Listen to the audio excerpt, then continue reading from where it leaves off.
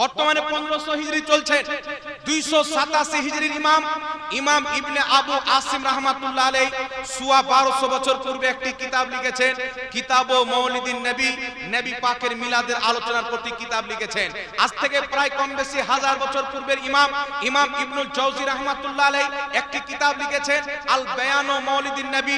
এই কিতাবের মধ্যে লিখেছেন মক্কা, মদিনা, শাম, সিরিয়া সারা পৃথিবীর মুসলমান যখন 12 রবিউল আউয়ালে চাঁদ উঠে নবী পাকের মিলাদের মাহফিল সাজায়, মানুষকে দান সাদকা করে, কোরআন তেলাওয়াত করে, কেউ রোজা রাখে, কেউ খাওয়া দাওয়ার ব্যবস্থা করে। হযরতে ইমাম ইবনুল জাওজি 950 বছর পূর্বে কিতাব লিখে বলেছেন নবী মুস্তাফার মিলাদ পালন করা যায়। ইমাম মোল্লা আলী কারি, যিনি মক্কাতেও ইমামতি করেছেন, মদিনাতেও ইমামতি করেছেন, 11 শতাব্দীর মুজাদ্দিদ, মাওরিদুর রাবি কিতাবের মধ্যে লিখছেন 2.5 লক্ষ হাদিসের হাফিজ, মিলাদুন নবী পালন করা যায়। বিশ্ববিখ্যাত ইমাম যিনি হারমে কাবাতে ইমামতি করেছেন, যিনার নাম হচ্ছে ইসমাইল হাক্কি, তাফসিরে রুহুল বায়ানের মধ্যে লিখছেন মিলাদুন নবী পালন করা যায়। ইমাম জালালউদ্দিন সিয়ুতি, যিনি 500 চাইতে বেশি কিতাব লিখেছেন, নিজের কিতাব আল হাবিলিল ফাতাওয়ার মধ্যে আর নিজের আরেকটি কিতাব হুসনুল মাকসাদ ফি আমালিল মাওদুদের মধ্যে লিখছেন মিলাদুন নবী পালন করা যায়। ইমাম ইবনে রজব হাম্বলি নিজের কিতাব লাতাইফুল মাআরিফের মধ্যে লিখতেছেন মিলাদুন নবী পালন করা যায়। আরেকজন বিশ্ববিখ্যাত ইমাম ইবনে সালেহ শামী সুবুলুল হুদা ওয়া রশাদের মধ্যে লিখতেছেন মিলাদুন নবী পালন করা যায়। তারপর আরেকজন বিশ্ববিখ্যাত ইমাম ইবনে কাসির রাহমাতুল্লাহ আলাইহি নিজের কিতাব যিকরু মাউলিদির রাসূল ওয়া রাজাহু, এই কিতাবের মধ্যে লিখতেছেন মিলাদুন নবী পালন করা যায়। শারহে বুখারী ইমাম কাসতালানী রাহমাতুল্লাহ আলাইহি মাওয়াহিবুল লাদুনিয়াতে লিখতেছেন যুগ যুগ থেকে মুসলমান সারা পৃথিবীতে নবীর মিলাদকে ঈদ হিসাবে পালন করে আর মুনাফিকদের অন্তরে জ্বালা সৃষ্টি করে। তিনি সেই কিতাবের মধ্যে লিখছেন মিলাদুন নবী পালন করা যায়। ইমাম জুরকানি রাহমাতুল্লাহ আলাইহি শারহে জুরকানির মধ্যে লিখতেছেন মিলাদুন নবী পালন করা যায়। শাহ ওয়ালিউল্লাহ মুহাদ্দিস দেহলভী ফিউজুল হারমের কিতাবে লিখতেছেন মিলাদুন নবী পালন করা যায়। শাহ আব্দুল হক মুহাদ্দিস দেহলভী আখবারুল আখিয়ার কিতাবে লিখতেছেন মিলাদুন নবী পালন করা যায়। শাহ আব্দুল হক মুহাদ্দিস দেহলভী মা সাবাতা বিস সুন্নাহ কিতাবে লিখছেন মিলাদুন নবী পালন করা যায়। শাহ আব্দুল হক মুহাদ্দিস দেহলভী মাদারুন নবুওয়াতের প্রথম খণ্ডে লিখছেন মিলাদুন নবী পালন করা যায়। আহলে হাদিসদের সবচেয়ে বড় ইমাম ইবনে তাইমিয়া নিজের কিতাব ইখতিদাউল সিরাতাল মুস্তাকিমে লিখছেন যারা নবীর মিলাদ পালন করে, নবীর মুহাব্বতে পালন করে, নবীর মুহাব্বতে পালন করার কারণে আল্লাহ তাদেরকে প্রচুর সওয়াব দান করবে। এবং দেওবন্দি ভাইদের প্রসিদ্ধ কিতাব আল মুহান্নাদ আলাল মুফান্নাদের 71 পৃষ্ঠার মধ্যে লেখা আছে মিলাদ পালন করাও যায়, কিয়াম করাও যায়।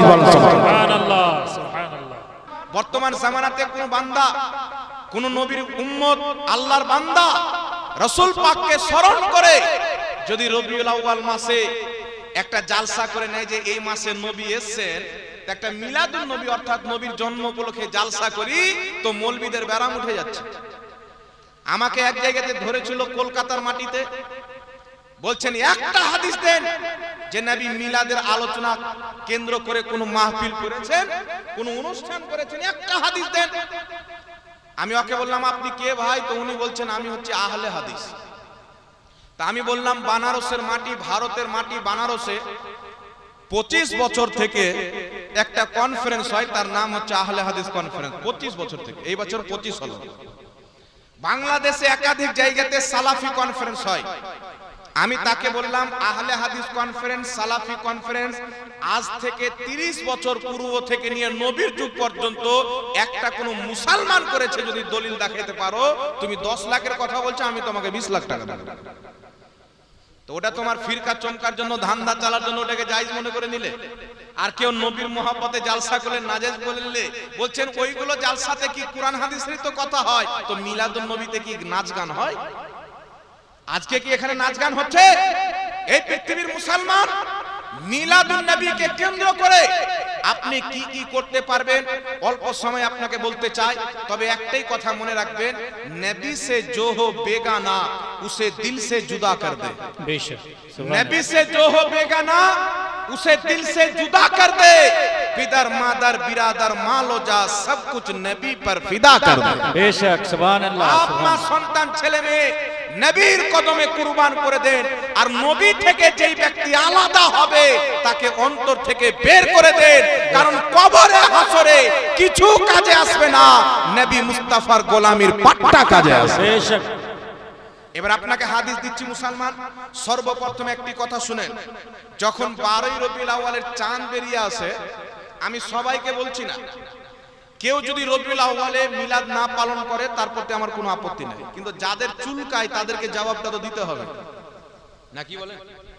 অনেক মৌলভী সাহেব 12ই রবিউল আউয়ালে যখন চাঁদ উঠে ওনাদের শরীরে চুলকানি উঠে, মৌলভী সাহেব নাই? বিলকুল। একজন মৌলভী সাহেব বলছেন যে নবী 12ই রবিউল আউয়ালে জন্মগ্রহণ করেছেন, না 8 রবিউল আউয়ালে জন্মগ্রহণ করেছেন, না 17 রবিউল আউয়ালে জন্মগ্রহণ করেছেন, তারিখে তো ঠিক নাই, তো নবীর জন্মদিন মানাবো কবে? কেউ আবার বলছেন জন্মদিন পালন করা খ্রিস্টানদের চরিত্র, মুসলমান কেন সেটা করবে, এটা তো খ্রিস্টানদের কালচার। পৃথিবীর মুসলমান কোন মাওলানা যদি বলে, ঢালাও ভাবে যদি বলে যে ইসলামের জন্মদিন পালন করা খ্রিস্টানদের কালচার, আমি চ্যালেঞ্জ করে বলছি ওই মৌলভী সাহেব দানা খেয়ে পড়েনি, গাঁজা খেয়ে পড়েছে। ঢালাও ভাবে জন্মদিন পালন করা হারাম নয়, যদি কেউ খ্রিস্টানদের তরিকাতে জন্মদিন পালন করে সেটা হারাম হবে, কেউ যদি নবী সাহাবীর তরিকাতে পালন করে ওটা সওয়াব হবে। দলিল আমি আপনাকে দিব, তবে সর্বপ্রথম শুনেন একটু লক্ষ্য করে, নবী 8 রবিউল আউয়ালে জন্মগ্রহণ করেছেন, না 12ই রবিউল আউয়ালে জন্মগ্রহণ করেছেন, না 17 না 18 না কত রবিউল আউয়ালে, এটাই তো ঠিক নাই। তবে একটা মাসলা আপনাকে জানতে হবে বিরাদর ইসলাম, শরীয়তের নিয়ম হচ্ছে, উসুল কায়দা হচ্ছে, যদি কোনো মাসলাতে উলামায়ে কেরামের মধ্যে মতভেদ হয়, মতভেদ আছে না অনেক মাসলাতে, যদি কোনো মাসলাতে উলামায়ে কেরামের মধ্যে মতভেদ হয় তাহলে ওখানে দেখতে হবে জামহুরের মত কোনটা, অধিকাংশ মুহাদ্দিস কোন মতের দিকে রায় দিয়েছেন, তাহলে জামহুরের মতটা গ্রহণ করতে হবে। এটাই হচ্ছে উসুল, এটাই হচ্ছে কায়দা। এবার নবী পাক সাল্লাল্লাহু আলাইহি সাল্লামের জন্মের তারিখ নিয়ে অবশ্যই মতভেদ আছে, তবে সহিহ হাদিস দ্বারা প্রমাণিত 12 রবিউল আউয়াল। জামহুরের মত হচ্ছে 12 রবিউল আউয়াল, মাশহুর মত হচ্ছে 12 রবিউল আউয়াল। মাশহুর মানে কি? সাহাবার যুগ থেকে সারা যুগ যুগ থেকে সারা পৃথিবীর মুসলমান জানে যে নবী জন্মগ্রহণ করেছে 12 রবিউল আউয়াল। আর বর্তমানে যারা আপত্তি করে তাদের বাপ দাদাও লিখে রেখেছেন 12 রবিউল আউয়াল। এইজন্য আমি দলিল দিচ্ছি, আপনারা লক্ষ্য করে শুনেন। অনেক এখানে মিডিয়ার লোক এসেছেন, তারা রেকর্ডিং করছেন, আমি কিতাবের রেফারেন্স দিয়ে দিচ্ছি। সর্বপ্রথম ইমাম ইবনে কাসির রাহমাতুল্লাহ আলাইহি, সকলের গ্রহণযোগ্য ইমাম ও মুহাদ্দিস, তিনি নিজের কিতাব আল বিদায়া ওয়ান নিহায়ার মধ্যে হযরতে জাবির ইবনে আব্দুল্লাহ, হযরতে আব্দুল্লাহ ইবনে আব্বাস, দুইজন সাহাবী থেকে সহিহ সনদে হাদিস নিয়েছেন। আরেকটি কিতাব আল আবাতিল ওয়াল মাশাহির ওয়াস সিহা ওয়াল মানাকির, এই কিতাব বেইরুত লেবানন থেকে প্রকাশিত। এই কিতাবের 122 নম্বর হাদিস সনদ সহিহ, জাবির ইবনে আব্দুল্লাহ থেকে, আব্দুল্লাহ ইবনে আব্বাস থেকে, দুইজন সাহাবী, আর যেমন তেমন সাহাবী নয়, মুজতাহিদ তবকার সাহাবী। এই দুইজন সাহাবী বর্ণনা করছেন যেই বছর নবী জন্মগ্রহণ করেছিলেন ওই বছরকে বলা হয় আমুল ফিল, হাতির বছরে নবী পাক জন্মগ্রহণ করেছিলেন। যেই মহিনাতে জন্মগ্রহণ করেছিলেন সাহাবী বলছেন ওই মহিনাটা হচ্ছে রবিউল আউয়াল, আর যেই তারিখে জন্মগ্রহণ করেছিলেন সাহাবায়ে কেরাম বলছেন ওই তারিখটা হলো 12ই তারিখ। জোরে বলেন সুবহানাল্লাহ, সুবহানাল্লাহ। আর যেই দিনে জন্মগ্রহণ করেছিলেন সাহাবী বলছেন ওই দিনটা হলো সোমবার। তো সহিহ হাদিস দ্বারা প্রমাণিত নবীর জন্ম হয়েছেন 12ই রবিউল আউয়াল, সোমবারের দিন। একটু আস্তে করে বলেন না সুবহানাল্লাহ, সুবহানাল্লাহ। সুবহানাল্লাহ বললে আপনার গুনাহ ঝরবে, যে খাতাতে নেকি গুনাহ লেখা হয়, গুনাহ মুছবে, নেকি লেখা হবে, আপনার লাভ হবে, আমাকে ভালো লাগবে। তো বিরাদর ইসলাম, সহিহ হাদিস দ্বারা প্রমাণিত রাসূল পাক সাল্লাল্লাহু আলাইহি সাল্লামের জন্ম 12ই রবিউল আউয়ালে হয়েছে। ইমাম ইবনে কাসির রাহমাতুল্লাহ আলাইহি নবীর জন্মের আলোচনা করতে গিয়ে হাদিস উপস্থাপন করে মত পেশ করেছেন। যদিও সিরাতের কিতাব সহ কিছু ইখতিলাফ রয়েছে, তবে জামহুরের মত হচ্ছে, ইমাম ইবনে কাসির বলছেন নবীর জন্মের তারিখ হচ্ছে 12ই রবিউল আউয়াল, ওয়া হুয়াল জামহুর, এটাই হচ্ছে জামহুরের মত। জোরে বলেন সুবহানাল্লাহ, বেশক সুবহানাল্লাহ। আর শরীয়তের নিয়ম হলো মতভেদ যদি থাকে যেটা জামহুরের মত হবে সেটাই প্রাধান্য পাবে। শুধু তাই নয়, পৃথিবীর মুসলমান ইমাম কাসতালানী রাহমাতুল্লাহ আলাইহি শারহে বুখারী, লক্ষ লক্ষ হাদিসের হাফিজ, যিনি বুখারী শরীফের সারা ইরশাদুস সারি লিখেছেন, তিনি নিজের কিতাব মাওয়াহিবুল্লাহ দুনিয়ার মধ্যে লিখতেছেন মশহুর মত হলো নবী 12ই রবিউল আউয়ালে জন্মগ্রহণ করেছেন। সাহাবার যুগে, তাবির যুগে, তাবির যুগে, তারপরে প্রত্যেক যুগে উম্মতে মুসলিমার মধ্যে এটাই পরিচালিত ছিল এবং আছে যে রাসূল পাকের জন্মের তারিখ 12ই রবিউল আউয়াল। জোরে বল সুবহানাল্লাহ সুবহানাল্লাহ সুবহানাল্লাহ। এইজন্য পৃথিবীর মুসলমান নবী 12ই রবিউল আউয়ালে জন্মগ্রহণ করেছেন। এই বিষয়টা হচ্ছে জামহুরের মত, সহিহ হাদিসও এর পক্ষে রয়েছে। এটাই হচ্ছে মাশহুর কওল। যদিও 8 তারিখ 17 তারিখের কওল আছে, তবে প্রাধান্য যেটা পেয়েছে ওটা 12ই রবিউল আউয়াল। জোরে বল সুবহানাল্লাহ। এবার তো আসেন আরেকটা কিতাবের রেফারেন্স দিয়ে দিচ্ছি। বাংলাদেশ, ভারত, পাকিস্তানে যিনারা নিজেকে আহলে হাদিস বলেন, তিনাদের মাথার তাজ এবং ইমাম, যিনার নাম হচ্ছে সিদ্দিক হাসান খাঁ ভোপালী, যিনার মাজার তারা তৈরি করে রেখেছেন ভারতের ভোপাল। একবার তাজমহলের মতন করে তার মাজারকে তারা বানিয়েছেন।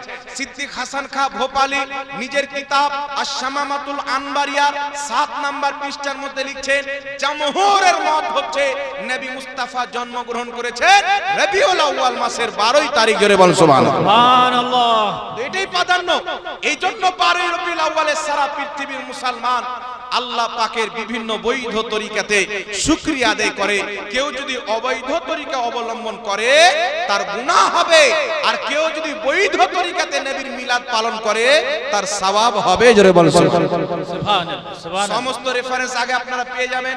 এইবার একটু লক্ষ্য করে শুনেন বাবা, এখানে একটা প্রশ্ন হলো, নবী জন্ম নিয়েছেন 12ই রবিউল আউয়ালে, তো নবী তো ইন্তিকালও 12ই রবিউল আউয়ালে করেছেন।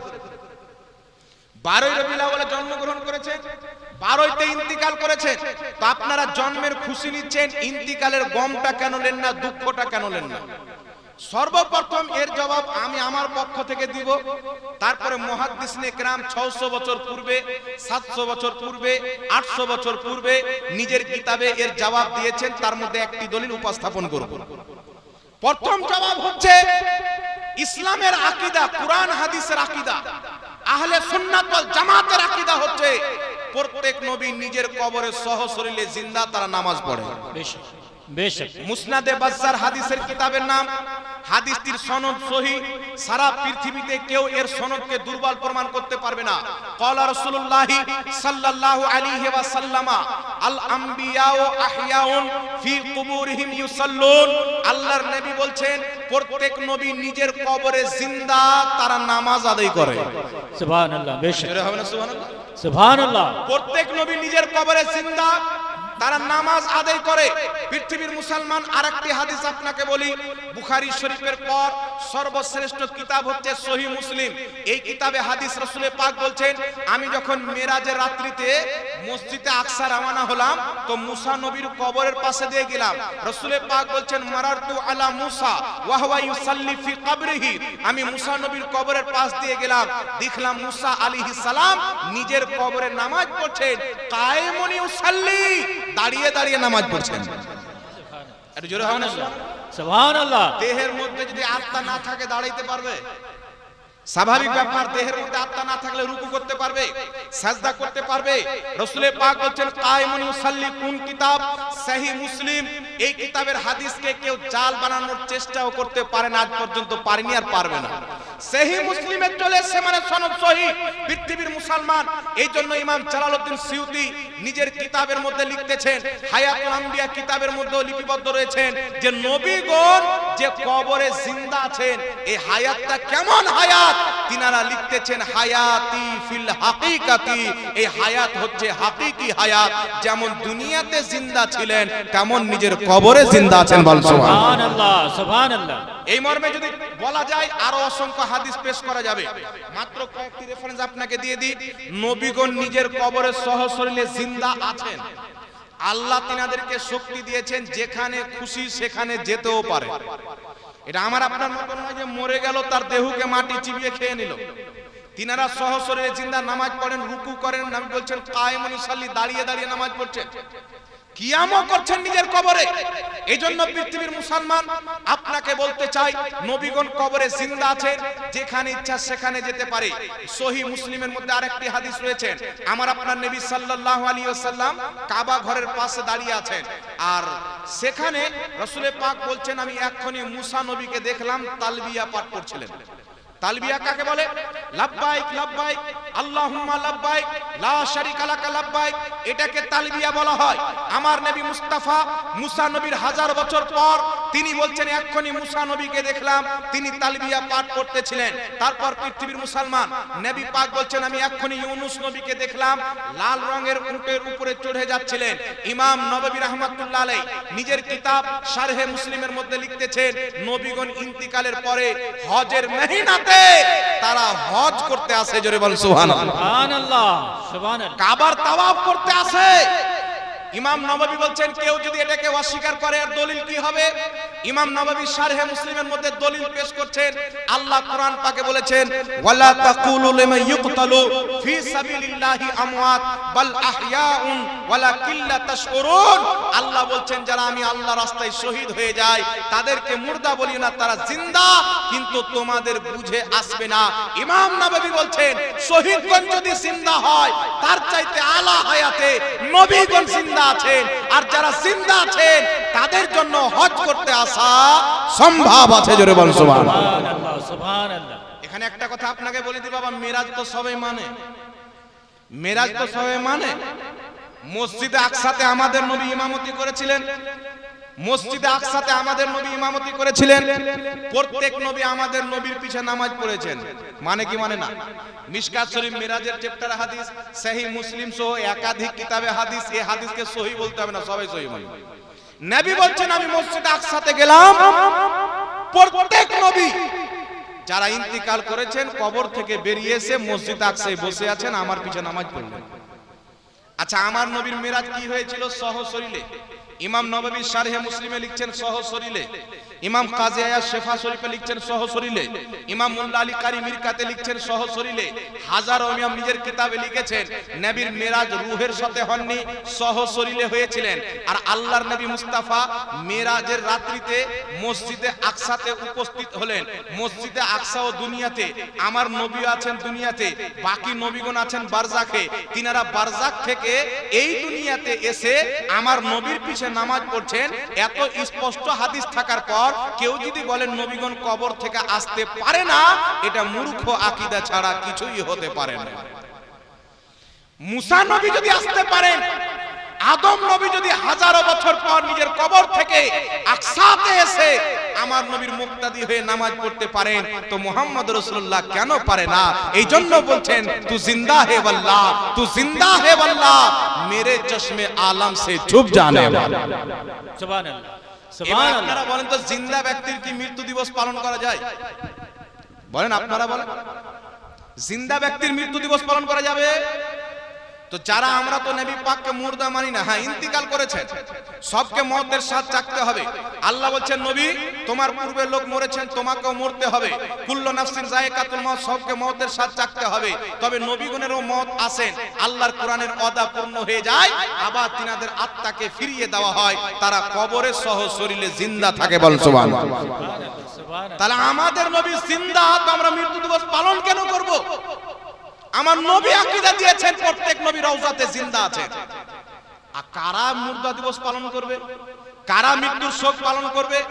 আমি আপনাকে বলে দিচ্ছি, ইসমাইল দেহলভী আমার গাড়িতে কিতাব লেখা আছে, নিজের কিতাব তাকওয়াতুল ঈমানের 50 পৃষ্ঠার মধ্যে লিখেছেন, যিনারা নিজেকে আহলে হাদিস বলেন, দেওবন্দি বলেন, তিনাদের মাথার তাজ দুই দলের ইমাম ইসমাইল দেহলভী সাহেব লিখছেন নবী মরে মাটির সাথে মিশে গেছে। নাউজুবিল্লাহ। কিতাব রাখা আছে গাড়িতে, প্রয়োজন পড়লে বের হবে ইনশাআল্লাহ। নবী মরে মাটির সাথে মিশে গেছেন। তো যারা নবীকে মুর্দা বলে তাদের কর্তব্য তারা যেন মৃত্যুদিন পালন করে, আমরা নবী মুস্তাফাকে জিন্দা মনে করি, আমরা তো নবী পাকের আগমন দিবস পালন করব। সুবহানাল্লাহ বেশক সুবহানাল্লাহ। কথা বুঝতে পেরেছেন কি পারেননি বাবা? এইবার চলে আসেন, তারপরে আপনাকে বলে দিই রাসূল পাক সাল্লাল্লাহু আলাইহি সাল্লামের শরীয়তে ইসলামে জন্মদিন পালন করা যাবে কি যাবে? একটা মাসলার উত্তর পেয়েছেন যে নবীর জন্মের তারিখ কোনটা প্রাধান্য পাবে, 12 রবিউল আউয়াল। মুহাদ্দিস ফয়সালা করে দিয়েছেন এটাই 1200-1300 বছর থেকে পালন হচ্ছে। আরেকটা হচ্ছে রাসূল সাল্লাল্লাহু আলাইহি সাল্লাম জীবিত না মৃত্যু, সেটাও আপনাদের সামনে উপস্থাপন করে দিলাম। এই জন্য শহীদকে আল্লাহ মুর্দা বলতে নিষেধ করেছেন। আল্লাহ বলছেন ওয়ালা তাহসাবান্নাল্লাযিনা কুতিলু ফি সাবিলিল্লাহি আমওয়াত, শহীদকে মুর্দা স্মরণ করিও না। সুতরাং কোন ব্যক্তি যদি নবীকে মুর্দা বলে তাহলে এটা হবে তার মূর্খামো, এটা হবে বিদআতি আকীদা। এবার একটা কথা আপনাদেরকে বলি বাবা, ইসলামের জন্মদিন পালন করা যাবে কি যাবে না? জন্মের আলোচনা করা যাবে কিনা? আজকে যে মাহফিল করেছেন নবীর মিলাদের আলোচনার জন্য, তো আল্লাহর শুকরিয়া আদায় করার জন্য মিলাদুন নবীর মাহফিল। আচ্ছা বলেন তো, আল্লাহ পাকের কোরআনের নবীগণের জন্মের আলোচনা আছে না নাই?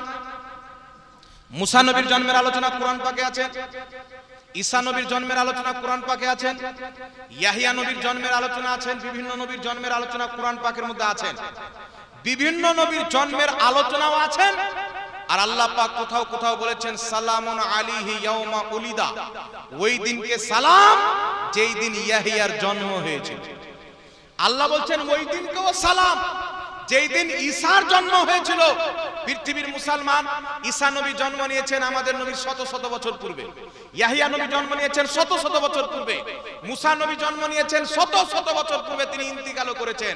আর আমার নবীর প্রতি কোরআন নাজিল হচ্ছে তিনাদের ইন্তিকালের পর। ঈসা নবী তো ইন্তিকাল করেননি, ইন্তিকাল কিয়ামতের পূর্বে করবেন, তবে তিনার জন্মের শত শত বছর পর আল্লাহ পাক নিজের কোরআন পাকে নবীগণের জন্মের আলোচনা করছেন, তাদের জন্মের দিনকে সালাম দিচ্ছেন। এখন যদি কোনো ব্যক্তি নবীর জন্মের দিনকে নিয়ে আলোচনা করে, এটা কোরআন মোতাবিক হবে না কোরআনের বিপক্ষে হবে? কোরআন মোতাবিক হবে। এই জন্য পৃথিবীর মুসলমান নবীগণের জন্মের হাজারো বছর পর আল্লাহ কোরআন পাকে নবীদের জন্মের আলোচনা করেছেন।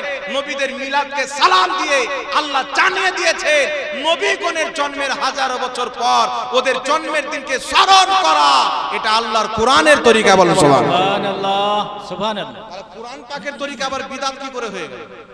জি, একজন বান্দা আসলেন আমার কাছে, হুজুর যেটা নবী করেননি, সাহাবী করেননি, যতই ভালো কাজ হোক করা যাবে না, যতই ভালো কাজ হোক করা যাবে না। আমি বললাম বুখারী শরীফ, মুসলিম শরীফ নবী লিখেছিলেন না সাহাবী লিখেছিলেন? একটু বলেন তো। এই যে মসজিদের মিনার দেখছেন, মিনার আছে না মসজিদে? মেহরাব আছে না? নবীর জামানায়, সাহাবীর জামানায় মসজিদে মিনারও হতো না, মেহরাবও হতো না। এটা চালু হয়েছে কবে? ওমর বিন আব্দুল আজিজ রাহমাতুল্লাহ আলাইহির জামানাতে। বহুত কিছু ছিল না। যেমন এই যে আমরা কোরআন পাক তেলাওয়াত করি, এই পবিত্র কোরআন সাহাবীর যুগে কাগজে এসেছে। আর কোরআন পাকে যে জের জাবার দেখতে পাচ্ছেন, একজন জালিম বাদশা হাজ্জাজ বিন ইউসুফ সে কোরআন পাকে জের জাবার চাপিয়েছে। তাহলে কোরআন পাকের জের জাবার হটাতে হবে কি হবে না? একজন জালিম বাদশার চাপানো জের জাবারওয়ালা কোরআন যদি বৈধ হয়ে যায়, তাহলে মুসলমানদের ঐক্যমতের মিলাদ কি করে অবৈধ হতে পারে? এখন তো দলিল আপনাকে দিব, কত বড় মুহাদ্দিস বলেছেন, যেইগুলো মৌলবি বিদআত বলে, আল্লাহর কসম খেয়ে বলি সামনে যদি চলে আসে ও নিজে বিদআতি প্রমাণ হবে। কারণ ও যাকে নিজের ইমাম মানে, ওই ইমামও মিলাদুন নবীকে সওয়াবের কাজ লিখেছে। তাহলে যদি কেউ কোনো বিদআতিকে ইমাম মানে, তাহলে বিদআতিকে ইমাম মাননেওয়ালা কি সুন্নাতি হবে না বিদআতি হবে? জি। আর বর্তমান জামানাতে আহলে হাদিসদের কিতাব হোক, দেওবন্দি ভাইদের কিতাব হোক, সকলের কিতাব থেকে প্রমাণ করার যোগ্যতা আল্লাহ দিয়েছেন মিলাদুন নবীকে তাদেরও কিতাবে জায়েজ বলা আছে। হাজার বছর পূর্বের মুহাদ্দিসরাও নিজের কিতাবে জায়েজ বলেছেন। বল সুবহানাল্লাহ। নারে তাকবীর, নারে রিসালাত, মাসলাকে আলা হযরা, উলামায়ে আহলে সুন্নাত, নারে তাকবীর, নারে রিসালাত, জশ্নে ঈদ মিলাদুন নবী। এইবার চলে আসেন বিরাদর ইসলাম। আজকে এই ভাকুড়ি গ্রামবাসীরা যে যতটুকু পেরেছেন সহযোগিতা দিয়ে নবী মুস্তাফার মিলাদের মাহফিল সাজিয়েছে। একটা করে মাসলা শুনেন আর ক্লিয়ার করতে যান। মিলাদের আলোচনার শোভা এটা কি বিদআত না নবীর যুগে ছিল না? আল্লামা আব্দুল হাই লাখনবী নিজের কিতাব মাজমুআ ফাতাওয়ার মধ্যে লিখেছেন মিলাদের আলোচনা এটা নবীর যুগে ছিল, সাহাবীর যুগে ছিল, খালি বর্তমান যুগে কাইফিয়ত চেঞ্জ হয়েছে। আসল মিলাদ, মিলাদের যেটা আসল এটা নবীর যুগে ছিল, সাহাবীর যুগে ছিল, বর্তমানে কাইফিয়ত চেঞ্জ হয়েছে। নবীর যুগে টুনি বাল্ব টাল্ব ছিল না, এখন মানুষ টুনি বাল্ব টাল্ব দিয়ে মসজিদ মাদ্রাসাকে সাজায়। নবীর যুগে এরকম সিস্টেম ছিল না, মানুষ এখন বিভিন্ন সিস্টেম অ্যাড হয়েছে। এইজন্য পৃথিবীর মুসলমান বলছেন আসলে মিলাদ যায়। আর সমস্ত মুহাদ্দিস একমত, যেই জিনিসের আসল নবী সাহাবীর যুগে থাকে ওই জিনিসটা কোনোদিন বিদআত হয় না, বরং ওটা মুস্তাহাব হয়। জোরে বলেন সুবহানাল্লাহ। সুবহানাল্লাহ। বেশক।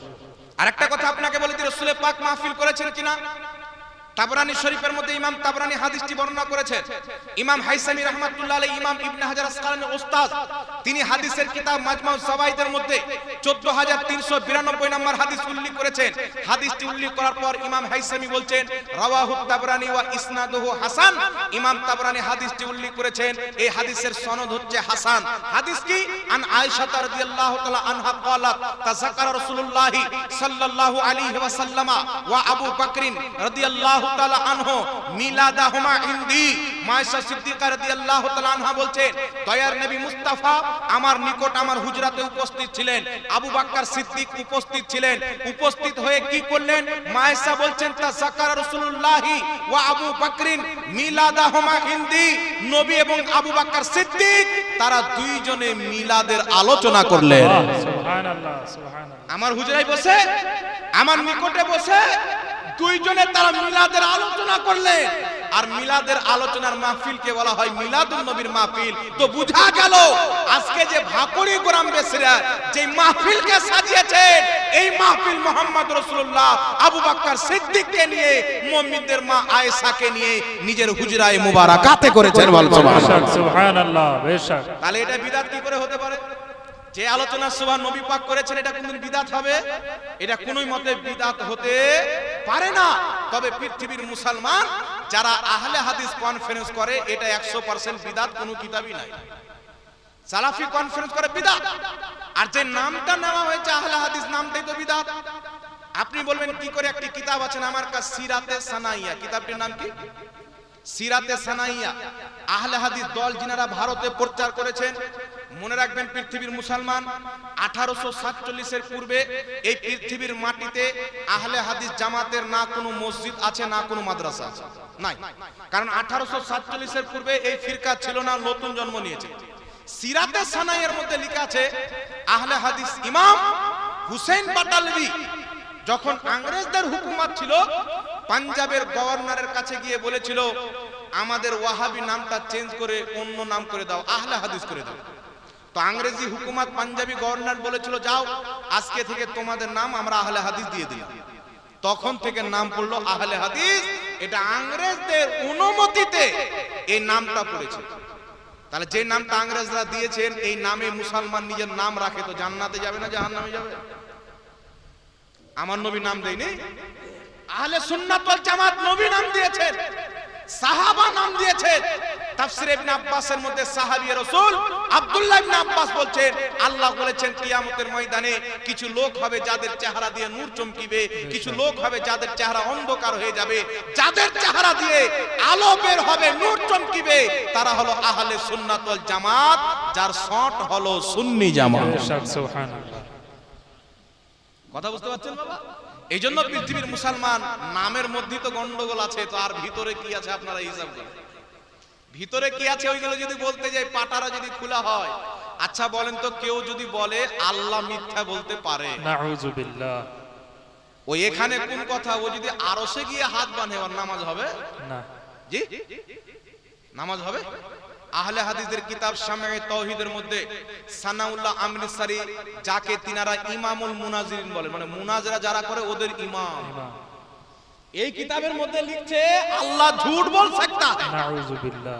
তারপরে নাকি ওরা সহি আকীদার লোক। আর আমাদের আকীদা হলো আল্লাহ মিথ্যা বলতে পারে না, আল্লাহর জন্য এটা অসম্ভব। ঠিক। কারণ মিথ্যা বলা ত্রুটি। ইমাম রাজি তাফসিরে রাজির মধ্যে আকীদাতুত তাহাবির মধ্যে হাজারো কিতাবের মধ্যে লেখা আছে মিথ্যা বলা হচ্ছে ত্রুটি আইব, আল্লাহর কুদরত প্রত্যেক খোট ত্রুটি আইব থেকে পবিত্র। বেশক। কথা বুঝছেন? তাহলে কেউ যদি আকীদা রাখে আল্লাহ মিথ্যা বলতে পারে, ঈমান থাকবে? কত মুসলমানই থাকবে না যতই নামাজ পড়ুক। তাহলে ওই দলে কেউ গিয়ে যদি মনে করে আমরা সহি নামাজের তরিকা পেয়েছি, তাহলে নামাজটা হবে?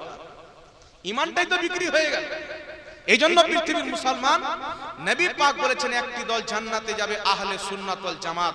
আমি আপনাকে বলতে চাই 1847 এর পূর্বে না আহলে হাদিসের কোনো অস্তিত্ব ছিল, কিন্তু পৃথিবীর মুসলমান আজ থেকে 500 বছর পূর্বে যান আহলে সুন্নাত ওয়াল জামাতের লোক ছিল, 1000 বছর পূর্বে যান আহলে সুন্নাত ওয়াল জামাতের লোক ছিল। বরং নবী এবং সাহাবীদের যেইগুলো আকীদা ছিল, আজ ওই আকীদা যাদের মধ্যে পাওয়া যায় তারা হচ্ছে আহলে সুন্নাত ওয়াল জামাত। এবার চলে আসেন পৃথিবীর মুসলমান মাহফিল। তো নবী পাক সাল্লাল্লাহু আলাইহি সাল্লাম মিলাদের আলোচনা করেছেন, ওটা কি আমরা মাহফিল বলে আখ্যায়িত করি? এখন প্রশ্ন হচ্ছে আল্লাহর নবী সাল্লাল্লাহু আলাইহি সাল্লাম উনি কি প্রত্যেক বছর করেছেন? মনে রাখবেন পৃথিবীর মুসলমান, প্রত্যেক সপ্তাহ, প্রত্যেক বছর, প্রত্যেক মহিনা নবী পাকের মিলাদের আলোচনা করা, নবী পাকের মিলাদ পালন করা, এটা জায়েজ এবং সওয়াব। যে যত বেশি করবে তত সওয়াব। তবে 12ই রবিউল আউয়ালে এর গুরুত্ব বেড়ে যায়, কারণ 12ই রবিউল আউয়ালে নবী দুনিয়াতে এসেছেন। কথা বুঝতে পারলেন? এবার আমার দিকে লক্ষ্য করেন, আমাদের নবী এবং সাহাবী ইনারা জন্মদিন পালন করেছেন। সহিহ মুসলিমের মধ্যে হাদিস, দয়ার নবী মুস্তাফা সাল্লাল্লাহু আলাইহি সাল্লাম প্রত্যেক সোমবার রোজা রাখতেন। আল্লাহর নবী সাল্লাল্লাহু আলাইহি ওয়াসাল্লাম রোজা রাখছেন। সাহাবী জিজ্ঞাসা করলেন, হুজুর আপনি প্রত্যেক সপ্তাহ সোমবারে রোজা কেন রাখেন? দয়ার নবী মায়ের নবী কয়েকটা কারণ বলেছিলেন, তার মধ্যে প্রথম কারণ হচ্ছে নবী বলছেন, এই দিনে আমি জন্মগ্রহণ করেছিলাম, ফিহি ইয়াউমা উলিদতু, এই দিনে আমি জন্মগ্রহণ করেছিলাম বলে আমি রোজা রাখি। আর জন্মের দিনকে কেন্দ্র করে কিছু করা মানে জন্মদিন পালন করা। তো বুঝা গেল নবী প্রত্যেক সপ্তাহ রোজা রেখে নিজের জন্মদিন পালন করতেন। এখন প্রশ্ন হলো, নবী রোজা রেখে জন্মদিন পালন করতেন, তো আপনারা বিরিয়ানি কেন করেন? অনেক জায়গাতে খিচুড়ি কেন হয়, অনেক জায়গাতে মাংস ভাত কেন হয়? হয় কি হয় না বাবা, জোরে বলেন। নবী রোজা রেখেছেন তো তুমিও রোজা রাখো। পৃথিবীর মুসলমান, এই জন্য বলে আমাদের একটা কাহাওয়াতের মধ্যে রয়েছে, নিম হাকিম খাতরে জান আর নিম মুল্লা খাতরে ঈমান। অল্প বিদ্যার মৌলবি ঈমানের জন্য ডেঞ্জার, আর হাতুড়িয়া ডাক্তার জানের জন্য ডেঞ্জার। ঠিক ঠিক। বুঝতে পারছেন? এই জন্য পৃথিবীর মুসলমান, নবী রোজা রেখেছেন। কেউ যদি রোজা রেখে জন্মদিন পালন করা অসুবিধা নাই, কেউ যদি মানুষকে দান করে পালন করা অসুবিধা নাই। আগে আপনারা বুঝতে পারবেন ঠিক কি করে পালন করা যাবে। ইমাম বুখারী রাহমাতুল্লাহ আলাইহি একটি কিতাব লিখেছেন, কিতাবটির নাম হচ্ছে আল আদাবুল মুফরাদ। এই কিতাবের মধ্যে বিশুদ্ধ সনদে হাদিস নিয়েছেন, সাহাবায়ে কেরাম নিজের ছেলেদের জন্মের দিনকে কেন্দ্র করে তারা কি করতেন, বিভিন্ন সাহাবীকে দাওয়াত করতেন, খাওয়া দাওয়া করাতেন, তারপরে বলতেন আমার ছেলের জন্য একটু দোয়া করে দেন। এইভাবে তারা জন্মদিন পালন করতেন। তাহলে কেউ যদি ঢালাও ভাবে জন্মদিন পালন করা হারাম বলে, ওর ঈমান তো থাকবে? নিজের বেটার জন্মদিন পালন করেন, বেটির জন্মদিন পালন করবেন কিভাবে? মানুষকে দাওয়াত দিয়ে খাওয়া দাওয়া করে একজন বুজরুগ ব্যক্তিকে দিয়ে তার জন্য দোয়া করা। বাচ্চা যেন নেককার হয়, পরহেজগার হয়, মুত্তাকি হয়, শিক্ষিত হয়, আপদ বিপদ থেকে যেন আল্লাহ হিফাজতে রাখেন। এইভাবে জন্মদিন সাহাবায়ে কেরাম নিজেই পালন করেছেন। সুবহানাল্লাহ। তারপরে চলে আসেন পৃথিবীর মুসলমান, এখন নবী রোজা রেখে পালন করেছেন। রোজা কাকে বলা হয়? ফজরের নামাজের আগা থেকে নিয়ে সন্ধ্যা পর্যন্ত না খেয়ে থাকা, পিপাসিত থাকা, নিজের নফসকে কন্ট্রোল করার নাম হচ্ছে রোজা। এখন নবী না খেয়ে থেকেছেন। অনেক জায়গায় খিচুড়ি হয়, বিরিয়ানি হয়, নিজে খাই মানুষকে খাওয়ায়, তো এটা তো নবীর উল্টা হয়ে গেল। কিন্তু পৃথিবীর মুসলমান, যদি আমরা আরেকটু আগিয়ে গিয়ে রাসূলুল্লাহর জীবনকে পড়ি, তো মানুষকে খাওয়া দাওয়া করানো এটাও বিশাল বড় একটা ইবাদতের কাজ। সর্বপ্রথম খাওয়া দাওয়ার ফজিলতে মাত্র একটা হাদিস বলে দিচ্ছি, সহিহ ইবনে হিব্বানের মধ্যে প্রথম খণ্ডে হাদিসটি লিপিবদ্ধ রয়েছে। দয়ার নবী মায়ের নবী বলছেন, একজন কওমে বনি ইসরাইলের লোক একটা কুকুরকে পানি পান করালো, আল্লাহ পাক তার সমস্ত গুনাহকে maaf করে দিল। সুবহানাল্লাহ। কুকুরকে পানি পান করার কারণে আল্লাহ তাকে জান্নাতি বানিয়ে দিল। বুখারী শরীফ প্রথম খণ্ড কিতাবুল ঈমান হাদিস নাম্বার 12। আল্লাহর নবীকে জিজ্ঞাসা করা হলো, ইয়া রাসূলুল্লাহি আইয়ুল ইসলামে খায়র, ইয়া রাসূলুল্লাহ ইসলামের উত্তম আমল কি? নবী বলছেন, তুতিউমুত তাআম ওয়া তাকরাউস সালাম, ইসলামের উত্তম আমল হলো মানুষকে খাওয়া দাওয়া করাও এবং মানুষকে সালাম করো। তাহলে ইসলামের উত্তম আমলের মধ্যে খাওয়া দাওয়া শামিল রয়েছে। আরে কুকুরকে পানি পান করালে যদি জান্নাতি হয়ে যায়, তাহলে মানুষকে যদি খাবার খাওয়ায়, আল্লাহ যদি কবুল করে নেয়, তো গুনাহ মাফ হবে কিনা? এই হাদিস থেকে দলিল পাওয়া যায় কি যায় না? এই জন্য পৃথিবীর মুসলমান, ইমাম বুখারী ইমাম মুসলিমের দাদা উস্তাদ, যিনার নাম হচ্ছেন আব্দুর রাজ্জাক সানআনী রাহমাতুল্লাহ আলাইহি, বুখারী শরীফের পূর্বে, মুসলিম শরীফের পূর্বে একটি কিতাব লিখেছেন। কিতাবটির নাম হলো মুসান্নাফে আব্দুর রাজ্জাক। এই কিতাবের মধ্যে হাদিসটি লিপিবদ্ধ। আরেকটি কিতাব, কিতাবটির নাম হচ্ছে তাহজিবুত তাহজিব, ইমাম ইবনে হাজার আসকালানী এই কিতাবের মধ্যে হাদিসটি উল্লেখ করেছেন। তারপরে ইমাম হাইসামি মাজমুজ যাওয়াইদে হাদিসটি উল্লেখ করে ইমাম হাইসামি নিজেই বলেছেন, হাদিসের সনদ হচ্ছে বিশুদ্ধ সনদ। হাদিসটি কি? দয়ার নবী মুস্তাফা সাল্লাল্লাহু আলাইহি ওয়াসাল্লামের বয়স যখন 40 বছর হয়ে গেল, বয়সান নবুয়াত, তিনি নিজের নবুয়াতকে প্রকাশ্য করলেন। আমাদের নবী নবী হওয়ার এলান কবে করেছিলেন? 40 বছর। এবার আমার দিকে একটু লক্ষ্য করে শুনেন। এই যে হাদিস বলছিলাম মুসান্নাফে আব্দুর রাজ্জাকের মধ্যে, মাজমু জাওয়াইদের মধ্যে, সাহাবায়ে কিরাম বলছেন আল্লাহর নবী মুস্তাফা তিনার বয়স যখন 40 বছর হয়ে গেল, নবুয়তের এলান করার পর দয়ার নবী মায়ের নবী সাল্লাল্লাহু আলাইহি ওয়াসাল্লাম নিজের আকিকা নিজে দিলেন। বাবা আপনারা কথা বলিয়েন না, আমার দিকে শুনুন। নিজের আকিকা নিজে দিলেন। আকিকা কাকে বলা হয়? জন্মের খুশিতে 7 দিনের দিন যে ছাগলটা বা গরুটা জবাই করা হয় ওকে আকিকা বলা হয়। জন্মের খুশিতে নিজে এবং মানুষকে খাওয়া দাওয়া করানো। নবী পাক 40 বছর পর কি দিলেন? আকিকা দিলেন। ইমাম জালালউদ্দিন সিউতি আল হাবিলিল ফাতাওয়া প্রথম খণ্ড 235 পৃষ্ঠার মধ্যে লিখতেছেন, নবী পাক সাল্লাল্লাহু আলাইহি সাল্লাম যেই দিন জন্মগ্রহণ করেছিলেন, তিনার জন্মগ্রহণ করার 7 দিনের দিন তিনার দাদা হযরতে আব্দুল মুত্তালিব তিনার আকিকা দিয়ে দিয়েছিলেন।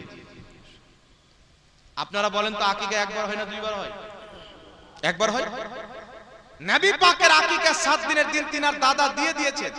40 বছর পর আবার জন্মদিনকে কেন্দ্র করে সাহাবাকে জমা করে ছাগল জবাই করে সাহাবাকে খাওয়াচ্ছেন। এটা কি ছিল?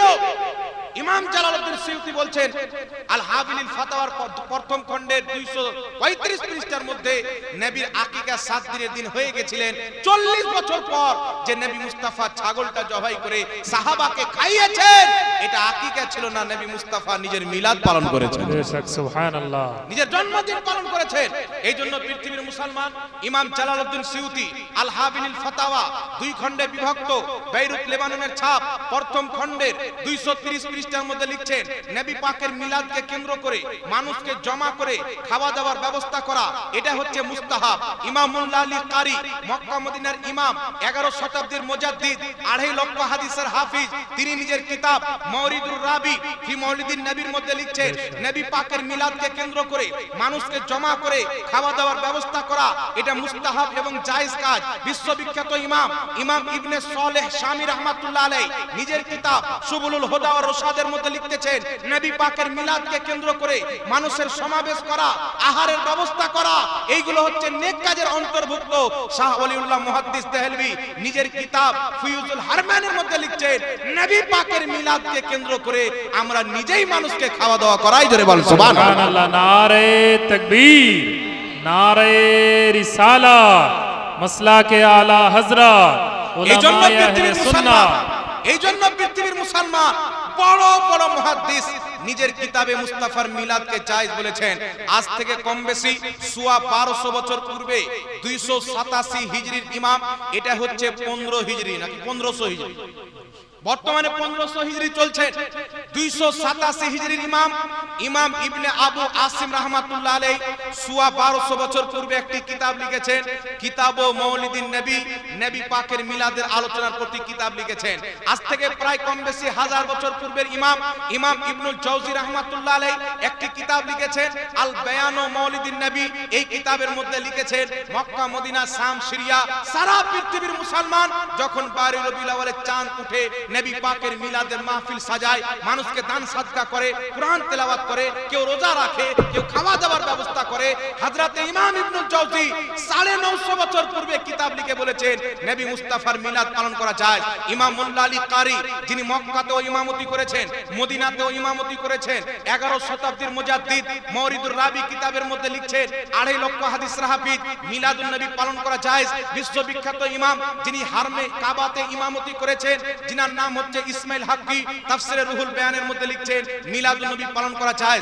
ইমাম জালালউদ্দিন সিউতি যিনি 500 চাইতে বেশি কিতাব লিখেছেন, নিজের কিতাব আল হাবিলিল ফাতাওয়ার মধ্যে আর নিজের আরেকটি কিতাব হুসনুল মাকসাদ ফি আমালিল মাওলিদের মধ্যে লিখছেন, মিলাদুন নবী পালন করা যায়।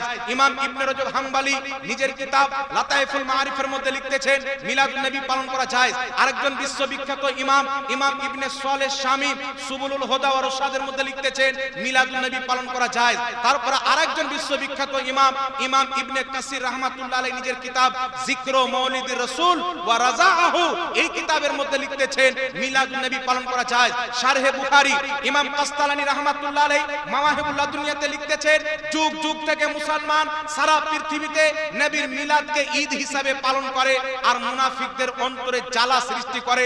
তিনি সেই কিতাবের মধ্যে লিখছেন মিলাদুন নবী পালন করা যায়।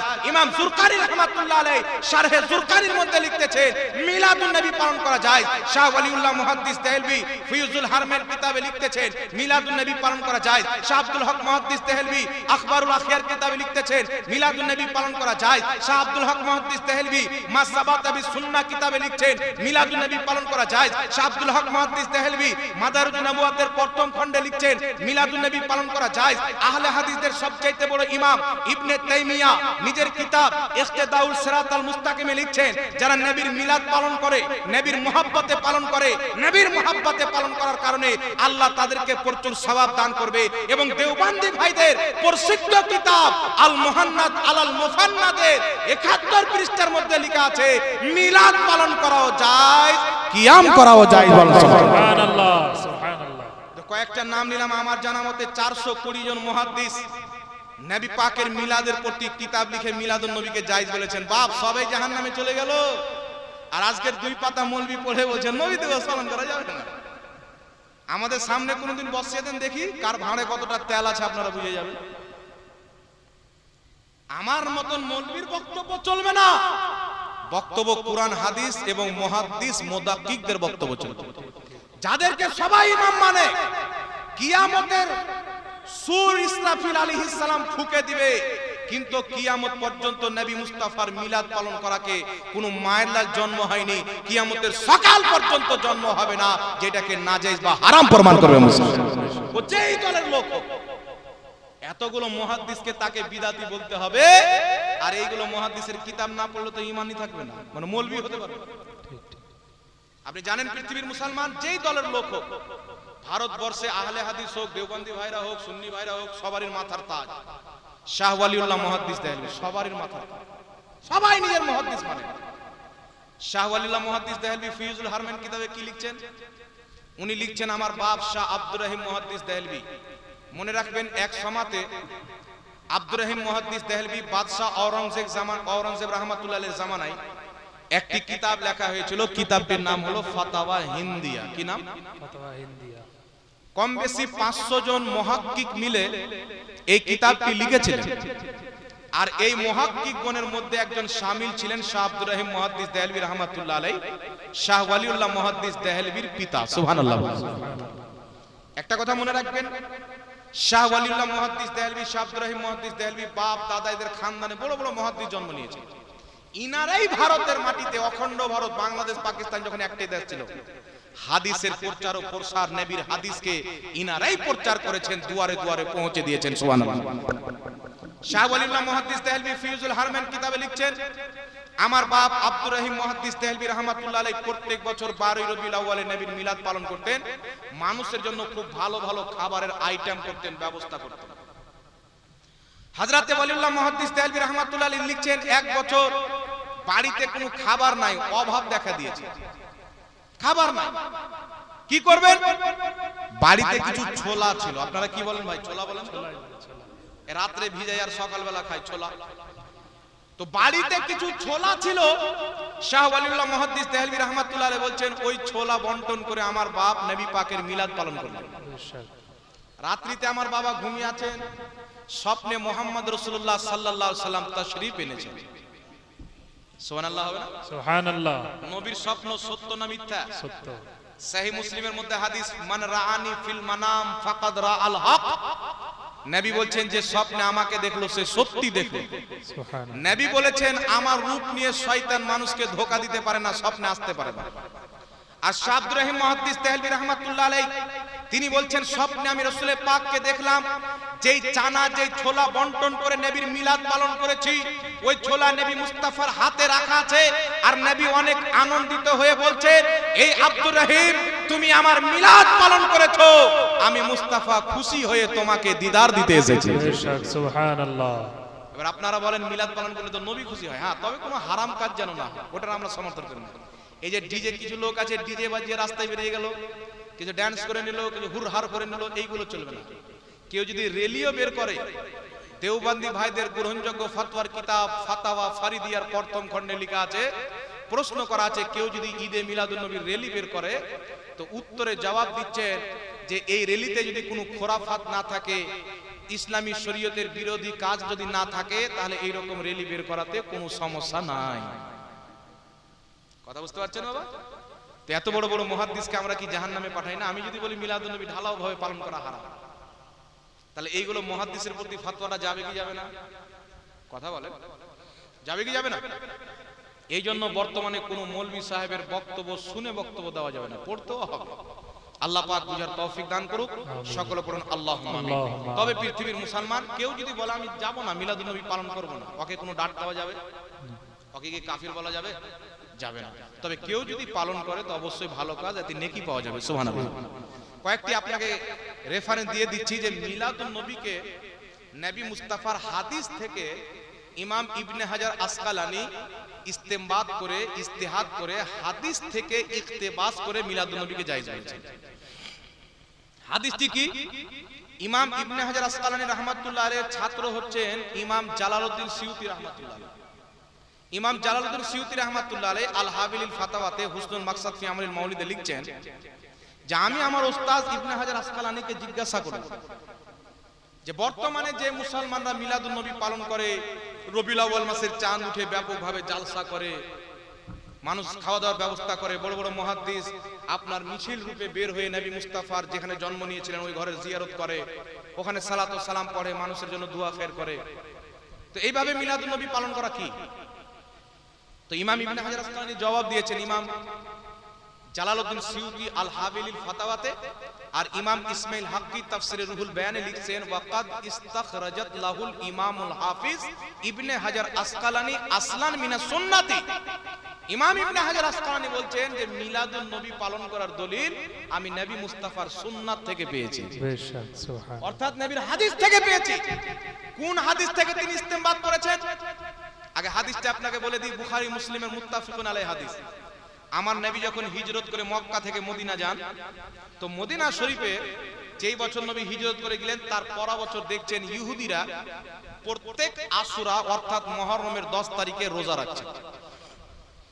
তো আমার নবী জিজ্ঞাসা করলেন ইহুদিদের এই দিনে রোজা রাখার কারণটা কি? দয়ার নবী মুস্তাফা সাল্লাল্লাহু তাআলা আলাইহি ওয়াসাল্লামকে উত্তর দেওয়া হলো, ইয়া রাসূলুল্লাহ, ইহুদিরা বলে যে এই দিনে মুহররমের 10 তারিখে আল্লাহ পাক আমাদের নবী মুসা আলাইহিস সালামকে সমুদ্রের মাঝে রাস্তা দান করেছিলেন, আর ফিরআউন এবং তার লাশকারকে ডুবিয়ে মেরে দিয়েছিলেন। ফিরআউনের জুলুম থেকে, অত্যাচার থেকে মুসা আলাইহিস সালামকে এবং তিনার কওমকে আল্লাহ পাক এই দিনে নাজাত দান করেছিলেন, সমুদ্রতে রাস্তা দিয়েছিলেন।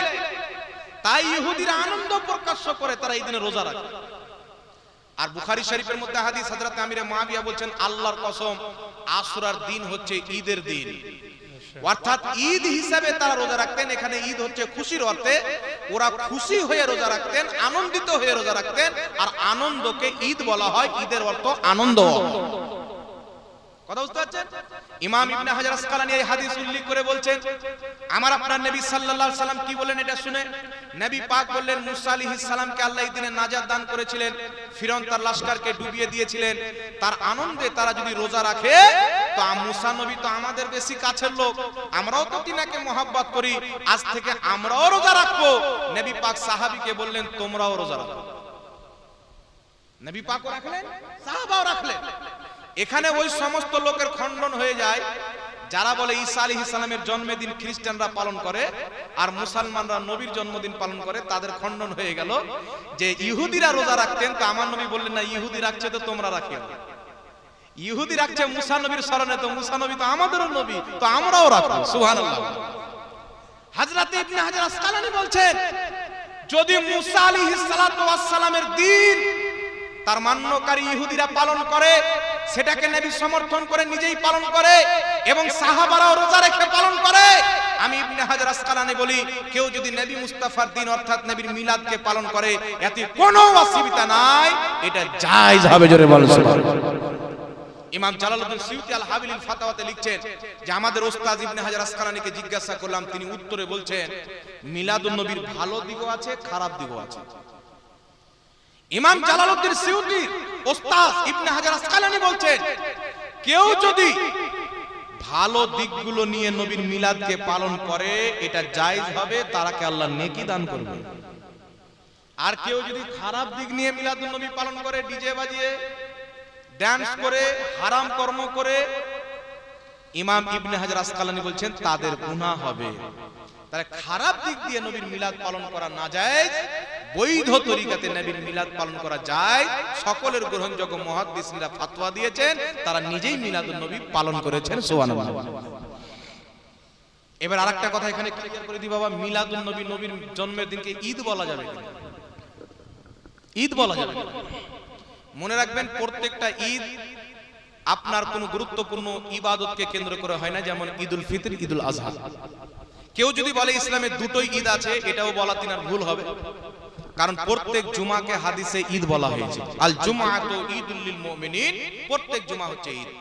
ইবনে মাজার মধ্যে হাদিস রয়েছে, রাসূল পাক আলাইহিস সালাম বলছেন শুক্রবারের দিন হচ্ছে সমস্ত দিনের সরদার, কারণ এই শুক্রবারে আল্লাহ পাক আদম আলাইহিস সালামকে সৃষ্টি করেছিলেন।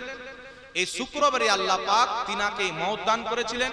এই শুক্রবারে আল্লাহ পাক তিনাকে জমিনে অবতীর্ণ করেছিলেন। এই শুক্রবারে আল্লাহ পাকের হুকুম হবে, সূর ফুকা হবে, কিয়ামত হবে। এই জন্য এই শুক্রবার সমস্ত দিনের সরদার। নবী পাক বলছেন, ইবনে মাজাহ এবং মিশকাত দুই কিতাবের মধ্যে হাদিস, রাসূল পাক বলছেন শুক্রবার সমস্ত দিনের সরদার, পালাস এটা হচ্ছে মুসলমানদের জন্য ঈদের দিন। আর রাসূল পাক বলছেন শুধু ঈদের দিন নয়, আল্লাহর নবী বলছেন ঈদুল ফিতর চাইতেও উত্তম ঈদ ঈদুল আজহার চাইতেও বড় ঈদ। ঈদুল ফিতর, ঈদুল আজহা, দুই ঈদের চাইতে বড় ঈদ হচ্ছে জুমার ঈদ। নবী পাক বলছেন ইবনে মাজাহ এবং মিশকাতের হাদিস। কারণ হচ্ছে চারটি, তার মধ্যে তিনটি কারণ হচ্ছে আদম আলাইহিস সালামকে কেন্দ্র করে, একটি কারণ হচ্ছে কিয়ামত। আদমের সৃষ্টি এই দিনে, জন্ম এই দিনে, ইন্তিকাল এই দিনে, এই দিনে তিনাকে জমিনে অবতীর্ণ করা হয়েছে। এই জন্য উলামায়ে কেরাম, ইমাম সৈয়দ আলভী রাহমাতুল্লাহ আলাইহি মক্কি, তিনার মক্কা শরীফে বাড়ি, তিনি একটা কিতাব লিখেছেন মিলাদুন নবী আরবিতে। এই কিতাবের মধ্যে লিখেছেন, আরো বড় বড় ইমামরা লিখেছেন যে আদম আলাইহিস সালামকে যেই দিন তৈরি করা হলো, যেই দিন তার মওত হলো, যেই দিন তাকে দুনিয়াতে পাঠা হলো, ওই দিন সমস্ত দিনের সরদার। আর ওই দিন হচ্ছে আপনার রোজার ঈদ চাইতেও উত্তম, ওই দিন হচ্ছে আপনার ঈদুল ফিতর, ঈদুল আজহার চাইতেও বড় ঈদ। তাহলে যেই দিন মুহাম্মদ রাসূলুল্লাহ দুনিয়াতে জন্মগ্রহণ করেছেন, ওই দিনটা হচ্ছে ওইগুলো ঈদ, এবং জুমার ঈদের চাইতেও বেশি আনন্দের দিন। বলুন সুবহানাল্লাহ। কে বলেছেন? ফাতাওয়া শামির মধ্যে ইমাম ইবনে আবিদিন শামি, তারপরে ইমাম আলুসি রাহমাতুল্লাহ আলাইহি তাফসিরে রুহুল মাআনির মধ্যে লিখেছেন, ইমাম জুরকানি রাহমাতুল্লাহ আলাইহি শারহে জুরকানির মধ্যে লিখছেন। কি লিখছেন? আন্না আফদালাল লায়ালি লাইলাতু মাউলিদিহি, নিশ্চয় দুনিয়াতে যত ফজিলতপূর্ণ রাত্রি রয়েছে, এর মধ্যে সর্বশ্রেষ্ঠ রাত ওই রাত যেই রাতে নবী মুস্তাফা ভোরের বেলা জন্মগ্রহণ করেছেন। জোরে বলতে হবে সুবহানাল্লাহ। এবার নবী পাকের জন্মের দিনকে ঈদ কে বলেছেন? আমাদের মতন চানাচুর বেচে নেওয়ালা মৌলবি। আমরা তো দুই পাতা পড়নেওয়ালা মৌলবি বাবা। কারা নবী পাকের জন্মের দিনকে ঈদ বলেছে? ইমাম মুল্লা আলী কারি মওরিদুর রাবির মধ্যে লিখছেন, যিনি 2.5 লক্ষ হাদিস মুখস্থ জানতেন। সুবহানাল্লাহ। তিনি লিখছেন নবী মুস্তাফার জন্মের দিন মুসলমান ঈদ হিসেবে পালন করে, আর অবশ্যই এটা ঈদের দিন, অর্থাৎ খুশির দিন। আর শুধু তিনি নয়, শাহ আব্দুল হক মুহাদ্দিস দেহলভী মা সাবাতা বিস সুন্নাহ কিতাবে লিখছেন নবীর জন্মের দিনকে ঈদ বলাতে কোনো অসুবিধা নেই। ইমাম কাস্তালানী রাহমাতুল্লাহ আলাইহি মাওয়াহিবুল্লাহ দুনিয়াতে লিখছেন, যুগ যুগ থেকে মুসলমান নবীর জন্মের দিনকে ঈদের মতো উল্লাস করে পালন করে, আর মুনাফিকদের অন্তরে জ্বালা সৃষ্টি করে। মুহাদ্দিস লিখছেন। তো বড় বড় ইমাম, বড় বড় মুহাদ্দিস নবীর জন্মের দিনকে ঈদ বলেছেন শরঈ অর্থে নয়, লাগবি অর্থে, অর্থাৎ ঈদের অর্থ খুশি হয়, খুশির অর্থে নবীর জন্মের দিনকে ঈদ বলা যাবে, কোনো অসুবিধা নাই। আর আমরা যতটুকু খুশি আনন্দ ঈদের দিনে পাই না, ঈদুল ফিতরে পাই না, জুমার দিনে পাই না, মুস্তাফা যেদিন দুনিয়াতে এসেছেন এর চাইতে বেশি খুশি পাই। তাই আনন্দের অর্থে নবী মুস্তাফার দিন হচ্ছে সবচাইতে বেশি খুশির দিন, সবচাইতে বড় ঈদের দিন। সুবহানাল্লাহ। এবার একটা আপনাকে হাদিস দিয়ে দিই। আল্লাহর নবী বলছেন মুসান্নাফে আব্দুর রাজ্জাকের মধ্যে হাদিস, রাসূল পাক বলছেন লা তাত্তাখিযু শাহরান ঈদা ওয়ালা তাত্তাখিযু ইয়াওমান ঈদা। নবী বলছেন তোমরা কোন মহিনাকে ঈদ বানায়ো না, তোমরা কোন দিনকে ঈদ বানায়ো না। আচ্ছা বলেন তো এই হাদিসটা ইমাম মুল্লা আলী কারি পড়েননি? ইমাম জাজরি রাহমাতুল্লাহ আলাইহি কম বেশি 1000 বছর পূর্বের ইমাম, তিনি কি এই হাদিসটাকে পড়েননি? ইমাম জালালউদ্দিন সিউতি পড়েননি? ইমাম কাস্তালানি পড়েননি? বড় বড় ইমাম পড়েছেন। এর জবাব কি হবে আমি আপনাকে দিচ্ছি। দেখেন বিরাদর ইসলাম, মুসান্নাফে আব্দুর রাজ্জাকের এই হাদিসের নিচকার হাদিস পড়লে পুরো খোলাসা হয়ে যায়। হযরতে ইবনে আব্বাস আব্দুল্লাহ রাদিয়াল্লাহু তাআলা আনহু বলছেন আমি রজব মাসে পুরো মহিনাটা রোজা রাখতাম। কিছু কিছু সাহাবী রজব মাসের পুরো মাসটা রোজা রাখতেন। কি হিসাবে? যে এই মাসে রোজা রাখলে অন্যান্য মাসের চাইতে বেশি নেকি পাওয়া যায়। আর কিছু লোক ছিল তারা রোজা রাখতেন কখন?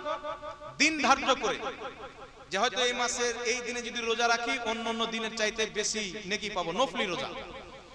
এই জন্য রাসূল পাক সাল্লাল্লাহু আলাইহি ওয়াসাল্লাম বললেন তোমরা কোন দিনকে ঈদ বানায়ো না, তোমরা কোন মহিনাকে ঈদ বানায়ো না। এখানে ঈদের অর্থ রোজাকে বোঝানো হয়েছে যে কোন মহিনা রোজা রাখলে কন্টিনিউ এক মহিনা রোজা রাখিও না, যেন রমজানের সাথে তুলনা না হয়ে যায়, মাঝে মাঝে কিছুদিন বাদ দিয়ে রাখো। আর এটা মনে করিও না যে আমি এই মাসে রোজা রাখলে বেশি নেকি পাওয়া যাবে, ওই মাসের চাইতে নফলি রোজা যখন ইচ্ছা তখন রাখেন, কিন্তু এই দিন রাখলে বেশি নেকি পাওয়া যাবে, এই নিয়তে সেই দিনকেও তোমরা নিজের পক্ষ থেকে ঈদ বানিয়ে নিলে এটাও তোমাদের জন্য চাই। এইজন্য লাতাইফুল মাআরিফের মধ্যে ইমাম ইবনে রজব হাম্বলি লিখছেন যেটাকে আল্লাহ রাসূল ঈদ বলেছেন এইটি ছাড়া অন্য কোন দিনকে ঈদ বানানো যাবে না। এটা হচ্ছে ঈদের শরঈ আর লগবি অর্থে ঈদ। ইমাম ইবনে রজব হাম্বলি লাতাইফুল মাআরিফে লিখছেন যে প্রত্যেক দিন হচ্ছে মুসলমানের জন্য ঈদের দিন। প্রত্যেক দিন ঈদের দিন। কি করে বলছে? এমন কোন দিন যায় না যে ঈমানদার আল্লাহ রাসূলকে স্মরণ করে না। আর মুসলমান যেই দিন আল্লাহকে স্মরণ করবে, যেই দিন রাসূলের প্রতি দুরূদ পড়বে, ওই দিনটাই তার জন্য ঈদের দিন। সুবহানাল্লাহ। তাহলে যিনি বলছেন যে আল্লাহ রাসূল যেটাকে ঈদ বলেছেন ওটা ঈদ, অন্য দিনকে ঈদ বলা যাবে না, উনি বলছেন মুসলমানের জন্য প্রত্যেক দিন ঈদের দিন। তো শরঈ ঈদ আল্লাহ নবী যেটাকে ঈদ বলেছেন আল্লাহর নবী, ওটাই হচ্ছে আসল শরঈ ঈদ। ও ছাড়া অন্য কোন শরঈ ঈদ হতে পারে না। লাগবি অর্থে আমিও বলতে পারি ভাকুড়ির লোকদের সাথে সাক্ষাৎ করে আজকে আমার ঈদ হয়ে গেল, না কি বলেন? একটা কিতাবের রেফারেন্স দিয়ে দিচ্ছি আপনাকে, শামঈ তাওহীদ। এই শামঈ তাওহীদ কি লিখেছেন? সানাউল্লাহ আমৃতসরি, আহলে হাদিস ভাইদের বড় ইমাম, ইমামুল মুনাজির। উনার প্রতি একটা জানলেওয়া হামলা হয়ে গেছিলেন, তো বেঁচে গেছেন, আল্লাহ বাঁচিয়ে নিয়েছেন। বাঁচার পরে উনি লিখছেন যে এই দিনটা ছিল আহলে হাদিসদের জন্য ঈদের দিন। তাহলে ওই ঈদটা কোন হাদিসে আছে বাবা? আর দেওবন্দি ভাইদের সব চাইতে বড় মুফতি তাকি উসমানী সাহেব, পাকিস্তান জিনার বাড়ি, উনাকে শাইখুল ইসলাম বলেন। উনার কিতাব আছে নুকুশে রফতেগা। এই কিতাবের মধ্যে লিখছেন যে আমার বড় ভাই যখন করাচি আসতেন, ওই দিন চাইতে বড় ঈদ আমার কাছে আর কোনো ঈদই হতো না। আমার কাছে সবচাইতে বড় ঈদ যেদিন আমার বড় ভাই করাচি আসতেন। আচ্ছা এইগুলো ঈদ কোথায় থেকে হলো বাবা?